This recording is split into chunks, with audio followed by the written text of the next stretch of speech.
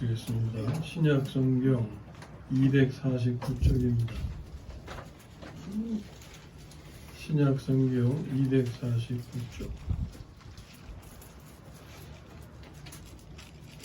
로마서 8장 9절입니다. 로마서 8장 9절. 네, 한 목소리로 읽겠습니다. 만일 너희 속에 하나님의 영이 거하시면 너희가 그리스도에 있지 아니하고 영에 있나니 누구든지 그리스도의 영이 없으면 그리스도의 사람이 아니라. 아멘. 자, 우리가 하나님을 믿고 섬기고 예배 드리는데 하나님을 잘 알고 믿는 게 좋겠어요? 그냥 몰라도 그냥 지금까지 생활하는 대로 그렇게 가는 게 좋겠어요? 어느 쪽이 좋겠어요? 알고 믿으시는 게 좋겠죠. 더군다나 우리가 믿는 하나님이 그 성경에 보면 믿으실 만한 이런 표현이 있죠. 믿으실 만한 분이다, 그런 거거든요. 믿을 만한 사람이 어떤 약속을 해주면 그 신뢰가 가죠. 그것이 반드시 지켜질 걸 그게 믿어지죠. 근데 그런 말을 하는 분이 믿을 수 있는지 없는지 모르면 기대가 안 되죠. 그거나 마찬가지예요. 우리가 믿는 하나님을 알면 알수록 그분은 믿을 만한 분이심을 알게 되어서 그분이 하신 말씀을 자꾸 믿어지게 돼요.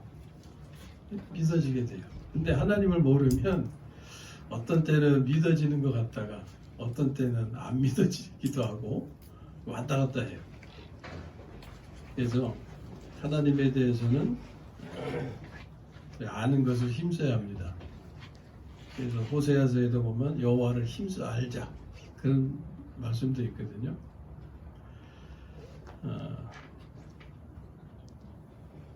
우리가 하나님을 알아갈 때에 이 코로나19라고 하는 이런 참 위협과 위기의 과정을 지나는데 이런 과정도 모두 평안하게 평강을 누리고 안식에 거하고 걱정하지 않고 그래서 보통 때와 다름없이 편안하게 지나갈 수가 있어요. 지난주에도 말씀드렸잖아요. 다 지나간 뒤에 이럴 줄 알았으면 괜히 걱정했네 우리가. 예? 그런 말을 할 때가 오게끔 하신다, 그 말이죠. 그러니까 이런 과정을 평안하게 지나셔야지 두려워하거나 걱정, 근심 속에 있으면 에너지가 다 빠지고 그래서 병이 생기는 거예요. 스트레스가 돼서 몸에 병이 되는 거예요. 병이 축적하면 어떻게 해요? 살만할 때 죽게 된다고 그랬잖아요. 살만할 때 누려야 되는데. 오늘 이 시간에도 우리가 하나님을 더 알게 되므로 모든 상황, 환경에서 우리가 거기에 그저 붙잡혀서 살지 않고 그것을 오히려 초월해서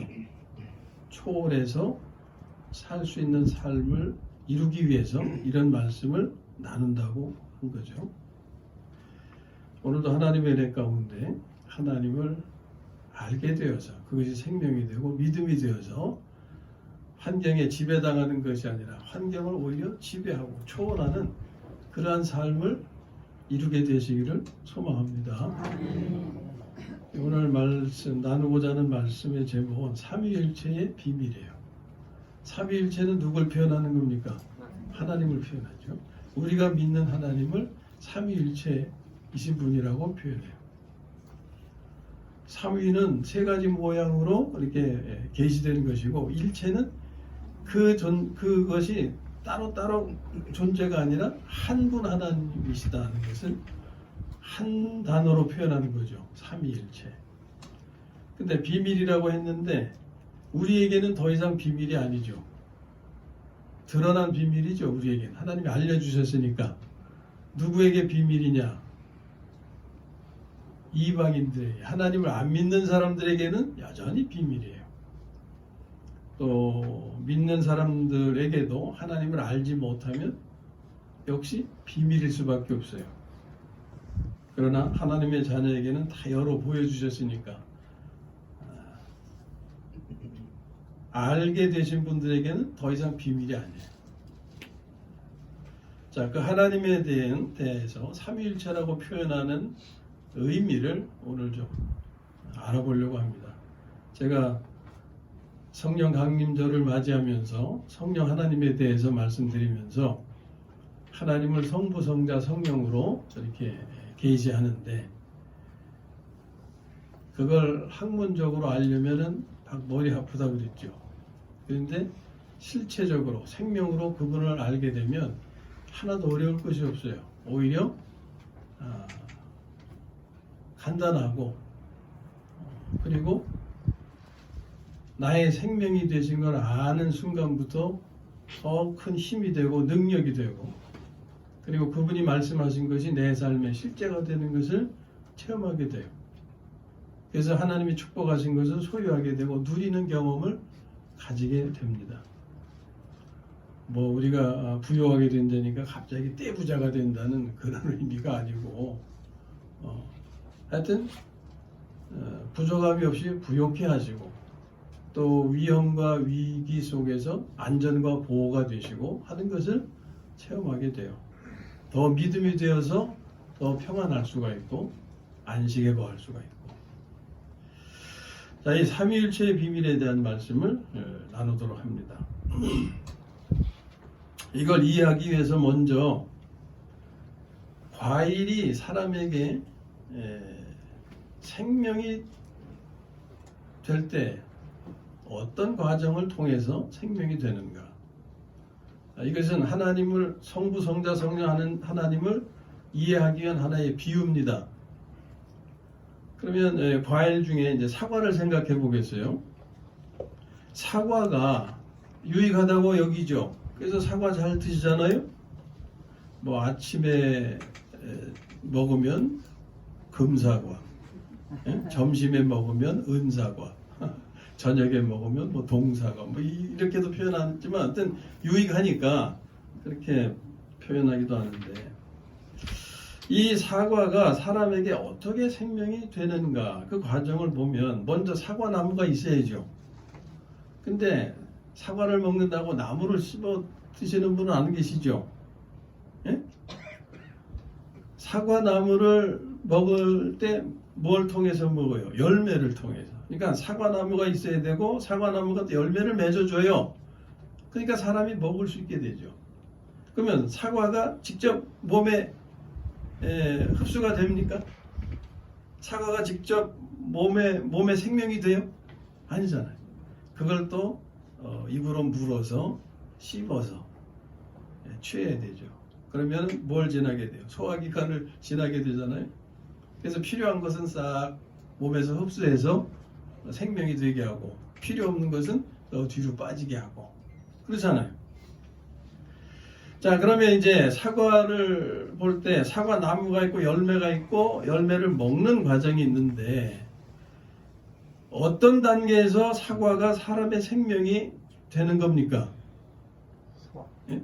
열매를 먹어 소화 흡수될 때죠. 그건 잘 이해가 되시죠? 이게 이해가 되셨으면 이제 하나님에 대한 이해로 이게 연결이 됩니다. 사과나무는 성부 하나님에 해당돼요. 이것은 에덴 동산에 생명나무가 있었죠. 그 생명나무가 성부 하나님을 상징해요. 그 다음에 그 나무에 열매가 있습니다. 창세기에는 생명나무 열매에 대한 언급은 없어요. 그냥 생명나무에 대한 언급만 있지. 근데 생명나무니까 사람에게 생명이 되기 위한 과정에서 취할 수 있게 열매의 과정이 있다고 말해요. 나무를 씹어 먹을 수는 없으니까. 열매의 과정이 의미하는 게 성자 하나님에 해당이 되는 거예요. 이것은 사람으로 오신 하나님, 예수 그리스도가 상징하는 거죠. 예수 그리스도가 바로 생명나무의 열매인 거예요. 생명나무의 열매라는 단어는 요한계시록 2장 7절에 교회에 대한 말씀이 쭉 있는데 그 말씀 가운데 이기는 자에 대한 말씀이 있죠. 이기는 자에게는 내가 낙원에 있는 생명나무 열매를 주어서 먹게 하리라. 이런 말씀이 있어요. 거기 생명나무 열매에 대한 말씀이 있어요. 그게 이제 예수 그리스도를 상징하는 것이고, 열매가 있으니 먹을 수가 있잖아요. 그러면 먹어서 그것이 내 몸의 즙으로 소화되고 흡수되어야 하는데 그 과정을 상징하는 게 성령 하나님에 해당이 되는 거예요. 네? 성령 하나님. 이 성령 하나님은 고린도전서 15장 45절에 아담은 생명이 되었다고 그랬고, 예수 마지막 아담 예수님은 살려주는 영이 되셨다 그랬어요. 언제 살려주는 영이 되셨냐? 부활하시면서. 예? 부활하시면서. 그러니까 예수님이 부활하실 때 살려주는 영이 되셨는데, 부활하신 후에 또 어떤 과정이 있습니까? 승천의 과정이 있죠. 그러니까 하나님께 가셨다가 다시 오시죠. 다시 오시죠. 그게 성령으로 오시는 거예요. 그러니까 성령님은 이렇게 말할 수 있죠. 살려주는 영으로서 다시 오신 예수님, 이렇게 말할 수 있는 거예요. 우리가 인자로 오신 예수님, 사람 예수님을 사람으로 오신 하나님, 이렇게도 표현하잖아요. 그거나 마찬가지예요. 성령님은 살려주는 영으로서 다시 오신 예수님, 이렇게 표현할 수가 있는 거예요. 자, 그럼 이제 이 단계를 알았습니다. 하나님의 단계를 이렇게 이해할 때 어떤 단계에서 하나님이 사람의 생명이 되시겠어요? 성부 하나님의 단계에서? 성자 하나님의 단계에서? 아니면 성령 하나님의 단계에서? 어떤 단계일까요? 성령 하나님의 단계죠. 예수님께서 살려주는 영으로, 이 성령이십니다. 살려주는 영으로 다시 오셨을 때 사람의 생명이 되실 수 있는 거예요. 예수님으로 계실 땐 생명이 될 수가 없었잖아요. 내가 가는 것이 너에게 유익하다 하시는 말씀은 바로 이 점을 두고 하신 거예요. 그러므로 중요합니다. 그러므로 하나님께서 성부, 성자, 성령의 과정을 거치시잖아요. 예? 이 과정을 거치시는 것은 결국 무엇을 위한 겁니까? 사람에게 생명으로 오시기 위한 거였다. 아멘? 잊으시면 안 돼요. 이게 지금 하나님에 대한 이해입니다. 하나님에 대해서 알아가는 거예요. 예? 다시 한번 말씀드려요. 하나님께서 성부 하나님, 성자 하나님, 성령 하나님의 과정을 거치시는 것은 사람에게 생명으로 오시기 위한 거였다. 사람에게 생명으로 오시기 위해서 이 두 번째 과정이 필히 있어야 되는 건데, 이게 성자 하나님의 과정이죠. 네? 왜 이 과정이 필요했냐? 구속을 위해서. 우리가 사탄의 유혹으로 죄를 범해서 타락했잖아요. 그래서 구속이 필요한 거예요. 구속이. 이 구속은 하나님이 사람으로 오셔서 사람으로서 제물 되심으로 우리를 구속하실 수 있는 거예요. 그래서 이 과정이 있었고, 또 하나는 그분이 우리의 생명으로 오셨을 때 우리로 하여금 의롭게 살게 하셔야 되잖아요. 우리가 의롭게 살아야 되잖아요. 우리로 하여금 의롭게 살게 하시기 위해서 그분이 사람으로 계실 때 뭘 하셨다고 그랬어요? 율법의 마침이 되셨다고 했잖아요. 모든 율법을 하나도 어김없이 다 지키셨다 그랬죠. 누구를 위해서? 우리를 위해서. 그분 자신을 위해서가 아니에요. 우리를 위해서. 그래서 성부 하나님은 성자 하나님의 과정, 이 성육신에서 인자 예수님으로 사신 이 과정을 거치시면서 두 가지를 이루셨는데, 첫째는 율법의 마침이 되신 것이고 두 번째는 구속을 이루신 거예요. 그분이 행하신 과정은 율법의 마침이 되시고 그 다음에 구속을, 죽으실 때 그게 이제 구속을 이루신 거잖아요. 근데 우리가 그분의 이 은혜를 얻는 과정은 먼저 구속을 받아야 되고, 그 다음에 그분이 나의 생명이 되어 살아주셔서 내 안에서 율법을 지켜주실 때 우리가 의롭게 되는 거죠. 이해가 됩니까? 네. 자, 그러면 이 두 가지 이루신 내용을 조금만 더 보충 설명하면, 율법의 마침이 되신 것은 그분이 사람으로 살아 계시는 동안 하나님의 요구하시는 율법을 하나도 어기지 않고 다 지키신 것을 의미한다고 그랬죠. 무엇을 위해서? 우리에게 생명으로 오셔서, 생명으로 오셨다는 것은 성령으로 오신 걸 말하는 거예요. 우리에게 생명으로 오셔서 그리스도인의 삶을 살아주셔서 그리스도인들이 의를 이루게 하시기 위해서 그런 준비를 하셨다 그 말이에요. 그것이 로마서 10장 4절에 있잖아요. 그리스도는 모든 믿는 자에게 의를 이루기 위하여, 자기를 위해서가 아니에요. 모든 믿는 자에게 의를 이루기 위해서 율법의 마침이 되시니라 하신 거예요. 그 다음에 그렇게 사신 분이 마지막에 십자가의 길을 가셨잖아요. 그 십자가는 구속을 이루시기 위함이었다. 구속은 우리가 두 가지 면에서 구속을 받아야 되는데, 하나는 우리가 지은 죄에 대한 용서 받는 거. 우리가 행함으로 죄 많이 졌잖아요. 그것을 씻음 받아야 돼. 용서 받아야 돼. 왜? 용서 못 받으면은 사형이니까. 죄의 삭은 뭐라 그랬어요? 사망. 죄의 대가로 우리는 십자가에 못 박혀 죽을 수밖에 없는 것이 실제로. 그런데 하나님이 나를 십자가에 못 박지 않으시고 누굴 대신? 예수님을 대신. 그래서 그분이 형벌을 대신 받으시는 거예요. 내가 받아야 형벌을, 예? 내가 받아야 하는 형벌을, 우리 모두 각자가 받아야 할 형벌을 예수님께서 대신 받아주셔서 우리가 지은 모든 죄를 다 사해 주셨다. 그러면 용서받은 후에 죄 안 집니까? 계속 죄 짓죠. 그래서 그 다음엔 뭘 준비하셨냐? 회개. 그리스도의 보혈을 믿고 회개하면 또 용서해 주신다고 하신 게 약속이에요. 그래서 죄의 행위의 문제는 그렇게 해결해 주셨고, 그놈의 행위는 뭐 때문에 나타나는 거예요? 죄라고 하는 악한 놈이 내 안에서 옛 생명을 장악하고 나를 자꾸 죄짓게 하니까 나타나는 거잖아요. 그래서 성질 부리게 하고 교만하게 하고 욕심 내게 하고 미워하게 하고 용서 못하게 하고 여전히 그렇잖아요.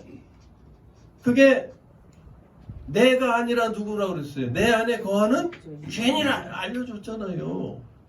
요놈의 죄 때문에. 요게 처리돼야 행위가 근절되는 거 아닙니까? 그래서 그 문제 해결은 예수님께서, 십자가에 달리신 예수님께서 친히 죄가 되셔서 죽으신 거예요. 그래서 십자가에 6시간 달리셨는데 앞에 3시간과 나중 3시간의 의미가 다르다 그랬죠. 네? 앞에 3시간은 우리가 지은 행위의 죄를 해결해 주시기 위해서 달리신 거고, 나머지 3시간은 친히 예수님이 죄가 돼서 멸해지는 과정이었다 그랬어요. 그래서 죄가 이제는, 사탄이 이제는 멸해진 거예요. 이 두 가지 문제를 다른 말로 표현하면, 행위의 죄를 해결해 주신 것은 우리의 자범죄를 해결해 주신 거예요. 그 다음에 죄를 짓게 하는 약한 놈을 해결해 주신 것은 원죄를 해결해 주신 거예요. 네? 원죄. 그래서 사탄에게 우리가 잡혀 있었던 거잖아요. 사탄에게 잡혀 있었죠. 그래서 무슨 종으로 살았어요? 죄의 종으로 살았죠. 네? 죄의 종으로. 이 죄의 종으로 우리를 풀어주신 거예요. 죄를 죽이심으로. 그래서 우리를 값주고 사오셨다는 표현이 있죠. 성경에 값주고 사오셨다. 얼마를 치르셨을까요? 하나님이 우리를 값주고 사오시기 위해서 얼마를 치르셨을까요? 마이크 얼마짜리 같아요? 대충 해요? 저도 모르니까. 이거 얼마짜리? 예? 한 5만원짜리? 모르겠어요, 정확한 가격은. 5만원짜리라고 해요. 핸드폰 얼마짜리예요? 여러분 보통? 100만원. 예? 100만원. 아, 그래, 하여튼 100만원이든 30만원이든 좋아. 자, 이런 물건의 값이 있죠? 또 100만원짜리, 5만원짜리. 그러니까 그만큼 주고 샀기 때문에 그렇게 표현하죠? 우리는 얼마짜리가 되겠어요?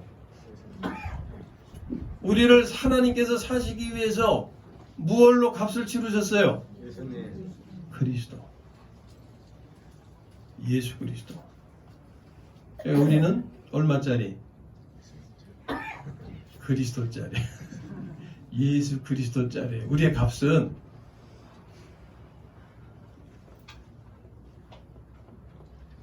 별 볼 일 없는 하찮은 존재예요? 값진 존재예요? 값진 존재죠. 이게 이런 자존감을 가져야 돼요. 예? 인간적인 자존심은 빨리 그거는 버려야 되지만 하나님의 아들로서 자녀로서의 자존감은 이건 죽어도 지켜야 되는 거예요. 네? 우리가 이런 귀한 존재다 그 말이에요. 하찮은 존재가 아니에요. 나 자기 자신을 하찮게 여기면 안 되고 다른 사람도 하찮게 여기면 안 되는 거예요. 나도 귀한 존재이지만 다른 지체들도 다 그렇게 그리스도짜리 값이 그렇게 나가는 귀한 존재다 그 말이에요. 되게 귀한 존재인 것을 알게 되는 것은 성막에 보면은 기둥이 있잖아요. 그 조각목으로 해서 세우는데 겉에다 뭘 씌워요? 금을 다 입히죠. 그게 바로 지체들이에요. 그러니까 다른 사람을 쳐다보면 뭐만 보여요? 금만 보이는 거예요. 그 안에 나무는 볼 수가 없어요. 보이지가 않아요. 하나님이 금으로 쌓아주셨기 때문에 금만 보이는 게 금. 이 우리의 가치, 우리의 존재다 그 말이에요. 근데 그건 못 보고 자기 안에 나무 조각만 보고서 그냥 그리고 다른 사람이 나무 조각만 보고 좀 옆길로 비껴갔는데 악한 죄를 멸하심으로 우리를 죄의 종에서 풀어 주셨어요. 예수 그리스도를 값주고 사오셨기 때문에 우리는 예수 그리스도 짤이라고 표현할 수가 있고, 원래는 사탄에게 사로잡혔던 자들인데 하나님이 다시 잡아오셨기 때문에 사로잡은 자들, 이런 표현이 있어요 성경에. 그거 이해하시기 위해서 제가 말씀을 드린 건데, 에베소서 4장에 보면 그런 표현이 있어요. 우리는 그리스도인들은 어떤 존재냐, 사로잡혔던 자들이었는데 하나님이 다시 사로잡아 주신 존재다 라는 거예요.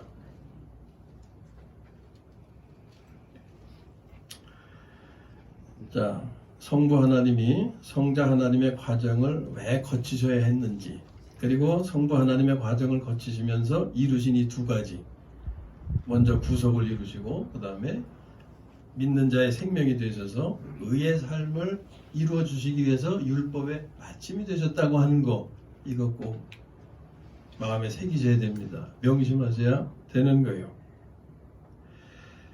그 다음에 이러한 사실을 믿고 세례받으며, 이러한 사실이라는 게 복음인 거예요. 예? 복음.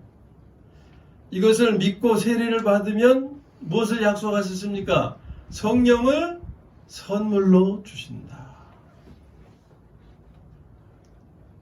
이게 손바닥도 마주쳐야 소리가 나는데 딱 말씀드리면 쫙 반응이 오면은 쫙쫙 해서 참 좋은데 이게 다 먹어버려요 그냥. 그래서 도대체 어떠신지는 제가 잘 모르겠는데 하여튼 지난 시간에 유구석 권사님이 속으로 해요.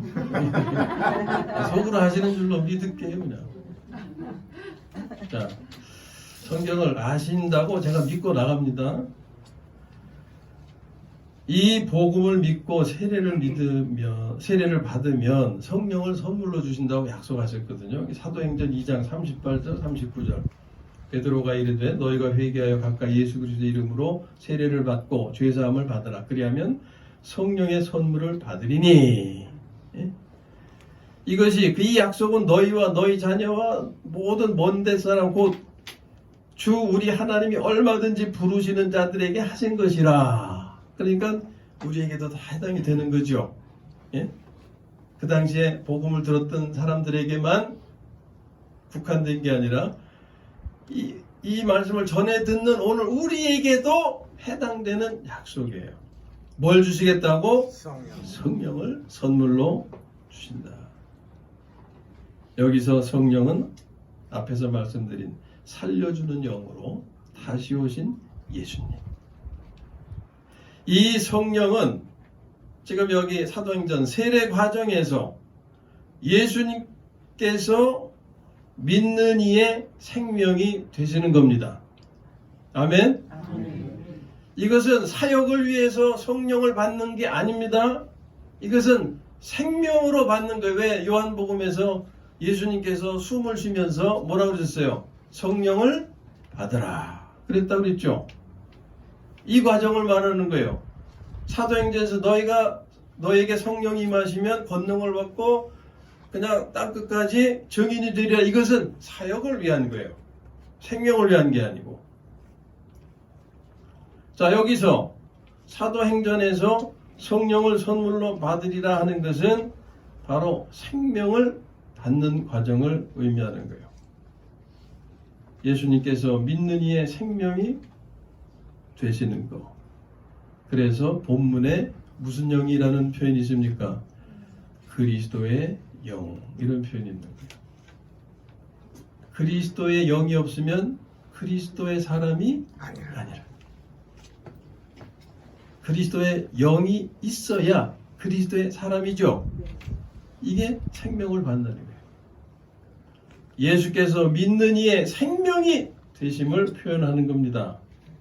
그런데 믿는 이는 이 과정에서 거듭나게 되죠. 거듭나는 것은 생명을 받는 거죠. 어떤 생명을? 하나님의 생명을. 그래서 하나님의 영이라는 표현이 있어요. 너희 안에 하나님의 영이 거하시면 그 앞에 그렇잖아요. 너희가 육신에 있지 아니하고 영에 있나니 할 때 그 하나님의 영. 그러니까 하나님의 영과 그리스도의 영은 같은 거예요? 다른 거예요? 같은 거예요. 한 분 하나님의 다른 표현일 뿐입니다. 삼위일체가 그렇다고 그랬잖아요. 예? 한 분 하나님의 다른 표현일 뿐이에요. 하나님의 영, 그리스도의 영. 그러니까 그리스도인에게는 한 분 하나님이 성부, 성자, 성령으로 함께 하시는 거예요.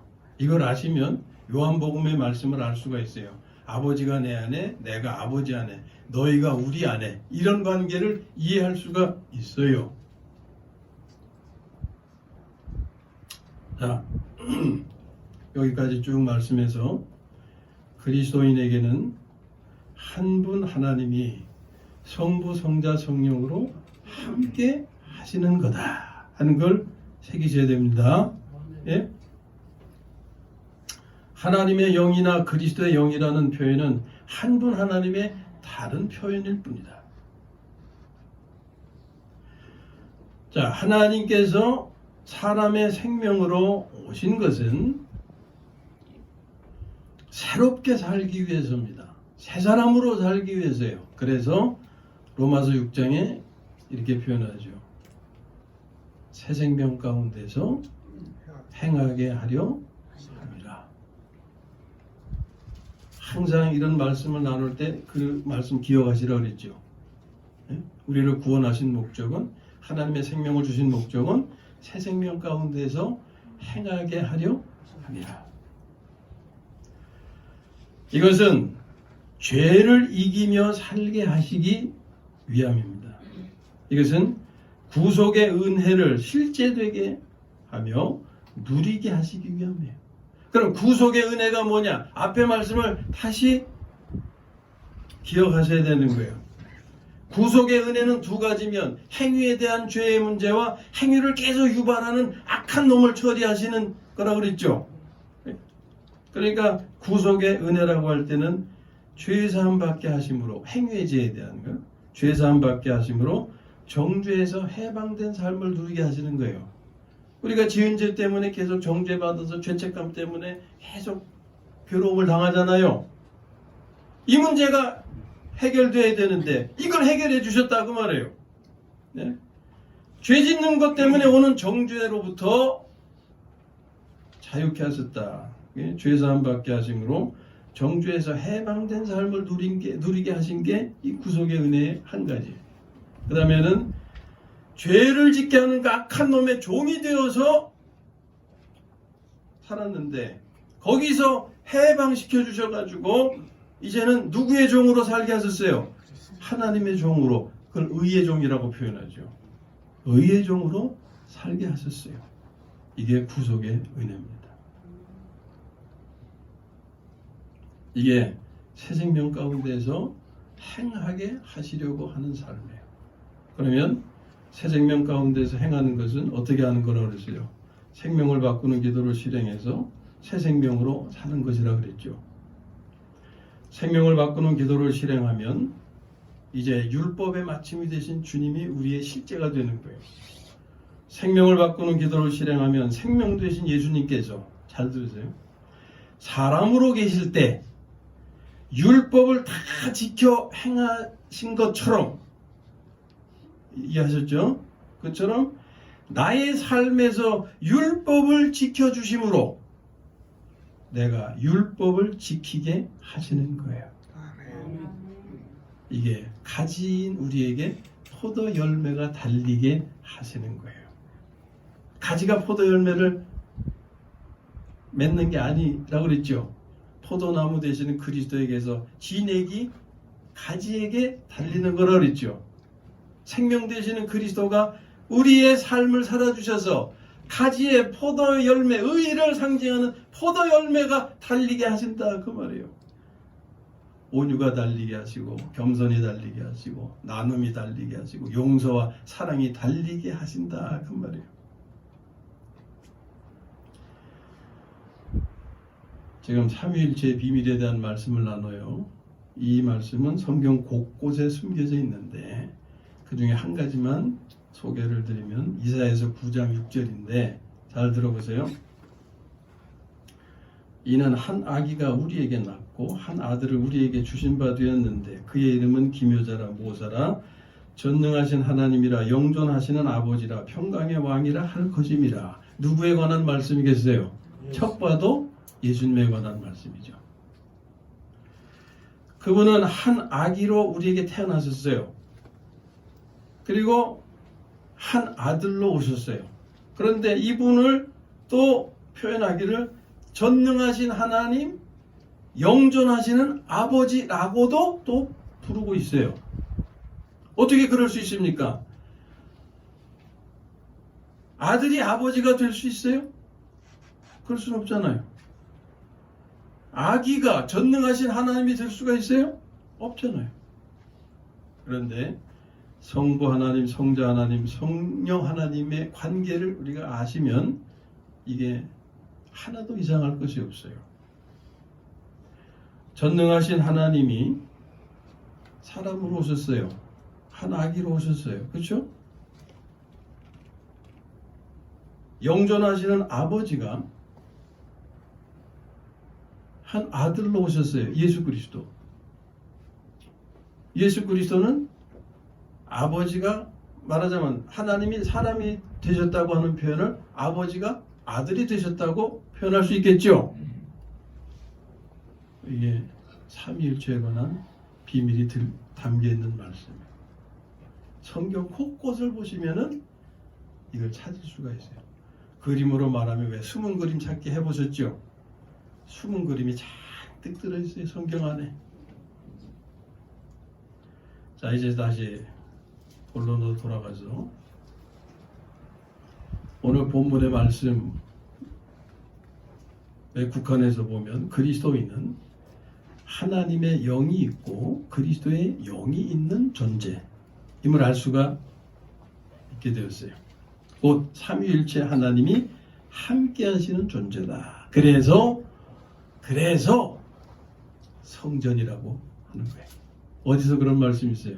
고린도전서 3장 16절에 너희가 하나님의 성전인 것과 하나님의 성령이 너희 안에 계시는 것을 알지 못하느냐? 몰라도 된다는 거예요? 알아야 된다는 거예요? 반드시 알아야 된다는 거죠. 예? 이걸 알아야 되는데 이걸 모르느냐? 너희가 어떤 존재라고요? 하나님의 성전, 하나님의 성령이 거하시는 성전. 그래서 그 다음 말씀이 뭐냐면 누구든지 하나님의 성전을 더럽히면 하나님이 그 사람을 멸하시리라. 하나님의 성전은 거룩하니 너희도 그러하니라. 이렇게 말씀하시는 거예요. 그러므로 우리는 거룩해야 하는 겁니다. 거룩할 수 있는 길은 하나님의 생명을 사는 길밖에 없어요. 그러니까 이 말씀은 뭘 계속 요구하시는 거예요? 하나님의 생명으로 살기를 힘써라 하는 거예요. 예? 우리는 하나님께서 거하시는 성전이기 때문에 하나님께서 지키시는 겁니다. 그러므로 하나님은 우리가 그리스도의 몸을 살기를 원하시는 거예요. 계속 그런 말씀 나누잖아요. 그리스도의 몸을 살아야 한다. 이것이 거룩하게 되는 것입니다.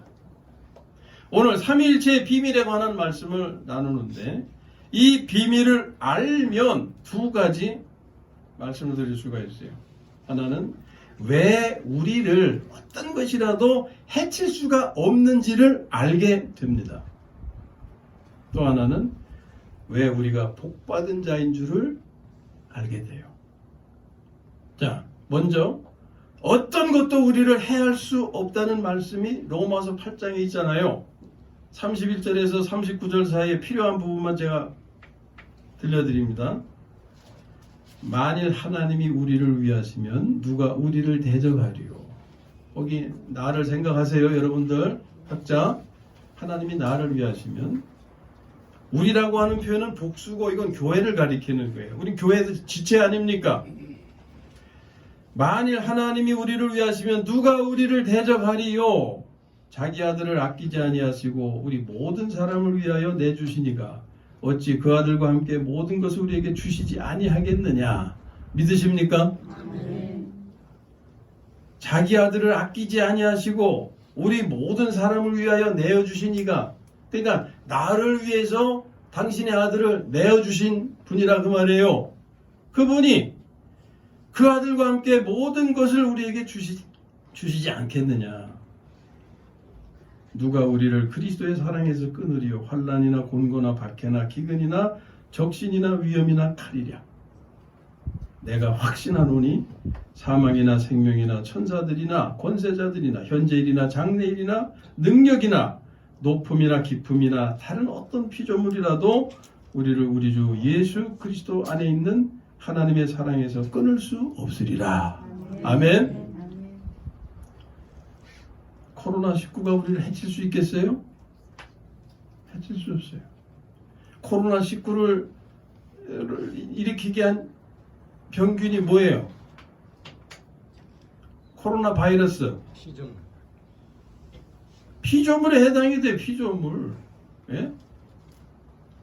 그런데 다른 어떤 피조물이라도 우리를 우리 주 그리스도 예수 안에 있는 하나님의 사랑에서 끊을 수 없으리라.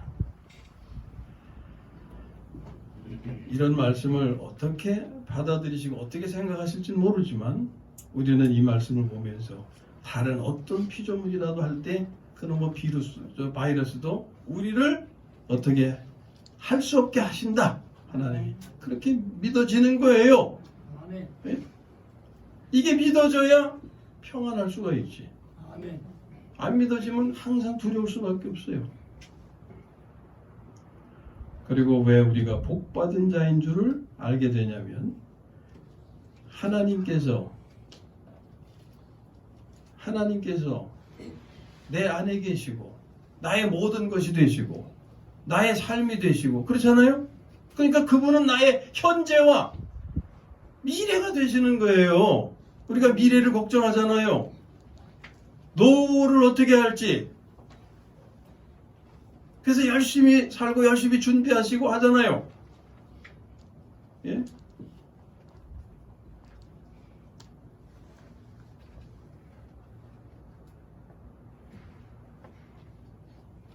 우리가 하나님만 믿고 일도 하지 않고 그냥 무의도식하라는 의미가 아니잖아요. 이거는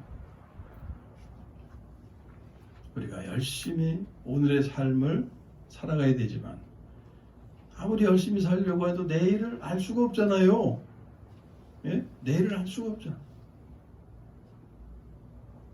청와대에서 근무하고 뭐 높은 자리에서 하던 사람이 하루아침에 감옥에 가는 일도 생기는 일인데 어제도 그런 얘기가 있더라고요. 누구는 동창이고 누구는 친구인데 야 우리 언제 한번 모여서 독일 독사 나온 독사를 독일 육군사관학교지 말하자면 예?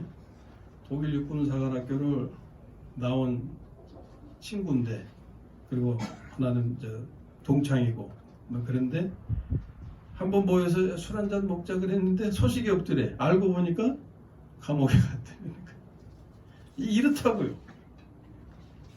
그건 극단적인 예일 수 있지만 우리가 열심히 살아가는데 이 코로나19가 딱 닥쳐가지고서 삶의 이 내용이나 이런 것들이 확 바뀌어질지 누가 알았겠어요? 누가 예측이나 했겠냔 말이에요. 그러나 하나님이 우리의 현재와 미래가 되심을 믿으시면 걱정하실 것이 없고 오늘의 삶에서 하나님이 지켜주시는 그리스도의 몸의 삶을 우리가 이루고 지켜가면 될 것이다 하는 거죠. 아무쪼록 이 삼위일체의 비밀을 알아서 그것이 생명이 되고 믿음이 되어 코로나19로 인한 생명과 생활에 대한 두려움에서 해방되어서 평안을 누리고 안식에 거하시기를 주님의 이름으로 축원합니다.